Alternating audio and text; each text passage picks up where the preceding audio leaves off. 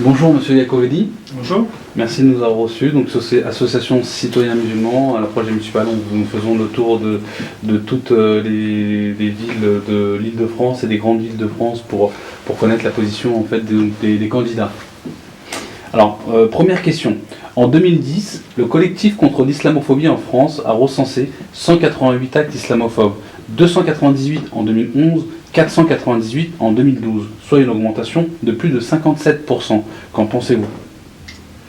Je pense que c'est évident, à partir du moment où on est républicain, on peut condamner ces actes, qu'ils soient islamophobes, qu'ils soient antisémites, qu'ils soient contre les chrétiens, enfin voilà, quel que soit l'acte qui touche à la religion et à la liberté d'exercer une religion, il faut les condamner, et je le condamne.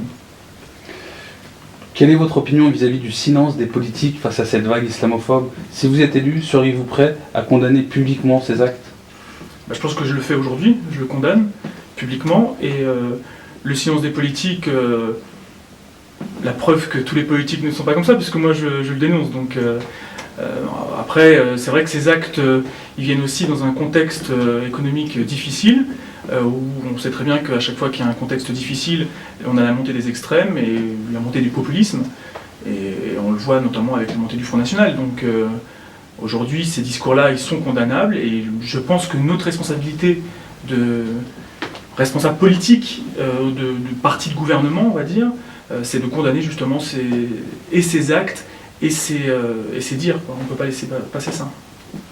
N'estimez-vous pas que le discours politique en France est en général stigmatisant à l'égard des musulmans ? C'est un peu, voilà, je viens un peu de répondre déjà à cette question. C'est dû à la crise et peut-être à un sentiment de, on se renferme sur soi, on est contre l'Europe, donc on est aussi contre les immigrés, et on fait facilement, les gens font, parce que je ne me mets pas dans cette histoire-là, mais les gens font facilement l'amalgame entre religion et immigration et chômage, délinquance, et on met tout ça dans le même sac, et on dit c'est la faute de l'autre. Donc ça, c'est pas tolérable. Et je pense que ce qui fait qu'un pays s'en sort, c'est le vivre ensemble. Et la France a déjà prouvé depuis de longues années que la force de la France, c'est aussi son métissage, qu'il soit religieux ou ethnique. Monsieur Jean Boboro parle de laïcité falsifiée, Madame Chiari parle de laïcité travestie, utilisée comme instrument de stigmatisation de millions de musulmans. Comment définissez-vous la laïcité ? Que signifie pour vous garantir le libre exercice public du culte dans la ville de Suresnes ? Alors pour moi, la laïcité, je suis déjà très attaché, comme n'importe quel républicain, à la laïcité, mais pour moi, la laïcité, c'est pas l'abandon des religions, l'abandon de l'exercice des religions, mais c'est justement la possibilité d'exercer son culte librement, sans stigmatisation et sans blocage, si vous voulez, dans son quotidien. Donc voilà, moi la laïcité c'est ça. Donc à partir du moment où tous les citoyens peuvent exercer leur culte librement, c'est ça la laïcité.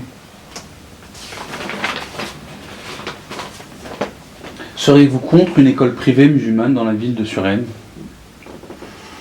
J'ai pas à être pour ou contre, à partir du moment où c'est privé, les pouvoirs publics n'ont pas à donner leur avis, puisqu'à partir du moment où le pouvoir public ne finance pas cette école, c'est libre à eux de s'installer, en respectant les règles de la République, et ça c'est aux pouvoirs publics nationaux de le faire respecter par contre.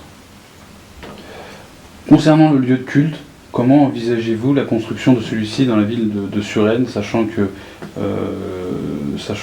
tout simplement, pour aider donc, les citoyens musulmans de la ville de Suresnes ? Alors il faut savoir que sur la ville de Suresnes, géographiquement, on a deux centres, deux villes. On a sur les Hauts-de-Suresnes, avec notamment le quartier de la Cité Jardin, la Cité des Chênes, qui représentent tous les Hauts-de-Ville, et le bas de la ville avec donc le centre-ville et le quartier Carnot-Gambetta principalement. Et c'est vrai que la communauté du bas va souvent sur Puteaux, sur le lieu de culte de Puteaux, et la communauté du haut va sur Rueil-Malmaison. Aujourd'hui, on a un vrai problème de place, puisqu'il y avait un petit local pouvant accueillir la communauté suresnoise qui était quasiment vide à chaque fois. Là, il y a un projet du maire, bon, on verra si ça aboutit, et du maire sortant de mettre en place un lieu de culte dans un quartier du bas qui ne correspond pas forcément aussi aux attentes de la communauté du haut. C'est vrai que c'est un peu compliqué. Donc moi je sais que je suis à l'écoute et j'en ai déjà parlé depuis 2008 avec la communauté suresnoise. Moi je suis tout à fait d'accord pour l'implantation d'un lieu de culte avec un bail amphithéotique qui permettrait de ne pas avoir un financement public, mais de favoriser l'implantation d'un lieu de culte au même titre que nous avons 2 synagogues sur Suresnes, plusieurs églises, une église protestante. Voilà, donc je pense que c'est ça aussi la laïcité, c'est permettre à tous de pouvoir exercer leur culte sur leur territoire. Proposeriez-vous à la cantine publique des repas végétariens ? Alors aujourd'hui, on a un système de PAI, c'est-à-dire pour tous les enfants qui sont allergiques, tous les enfants qui ont des médicaments, voilà, et même aussi au niveau culturel, ils peuvent avoir des repas spécifiques. Aujourd'hui, ces repas spécifiques sont emmenés directement par les familles et non pas fournis par la ville. Moi, je ne suis pas contre la proposition d'un repas végétarien, mais il faut que ça soit encadré, il ne faut pas que ça soit non plus généralisé dans chaque école et que ça soit bien respecté en termes d'organisation pour notre aussi cuisine centrale, parce que c'est aussi un gros travail supplémentaire, et donc tout ça, il faut que ça soit organisé et prévu à l'avance. Mais sur le principe, je ne vois pas d'inconvénient. Au sein de votre ville, le cimetière dispose-t-il d'un carré musulman ? Sinon, l'envisageriez-vous ? Alors, on a la particularité à Suresnes d'avoir des cimetières qui n'accueillent plus de Suresnois. C'est-à-dire que nous allons nous faire enterrer à Rueil-Malmaison, sur le territoire de Rueil-Malmaison, au cimetière des Bulvis. Et sur le cimetière des Bulvis, effectivement, il y a un carré musulman. Voilà, moi je suis bien sûr favorable, il est question de le laisser, bien sûr, mais en tout cas sur le territoire même de Suresnes, on n'a pas de carré musulman. Excellent.